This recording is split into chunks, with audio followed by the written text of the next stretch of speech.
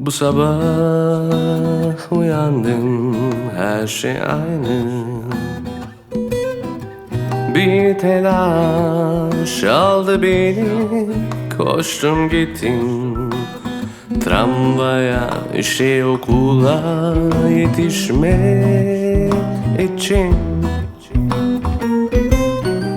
Belki seni tekrar görmek için. Yine o an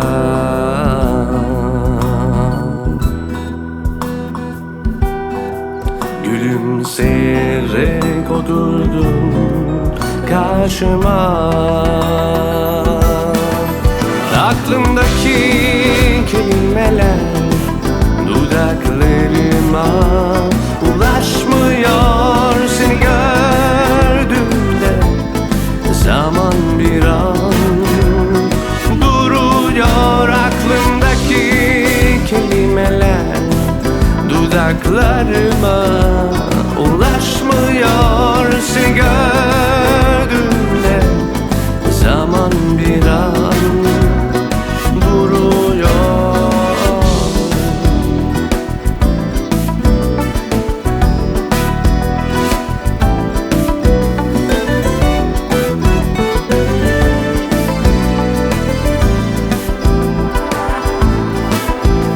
Bu sabah uyandım, her şey farklı.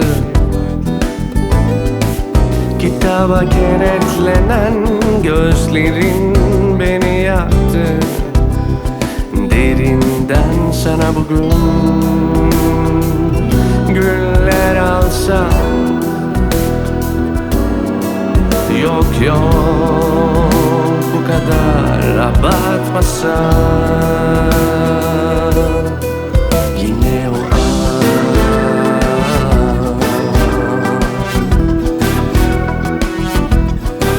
gülümseyerek oturdum karşıma.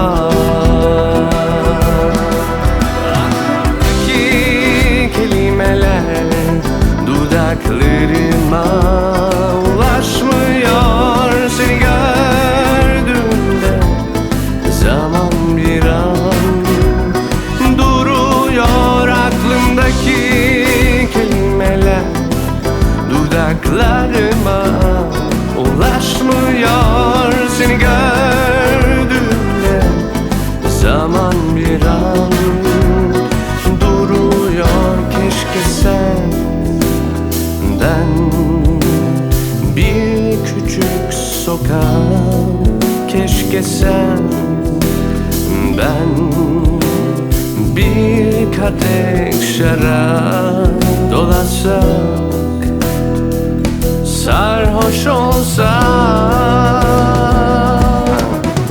Aklımdaki kelimeler dudaklarıma ulaşmıyor. Seni gördüğümde zaman bir an duruyor. Aklımdaki kelimeler dudaklarıma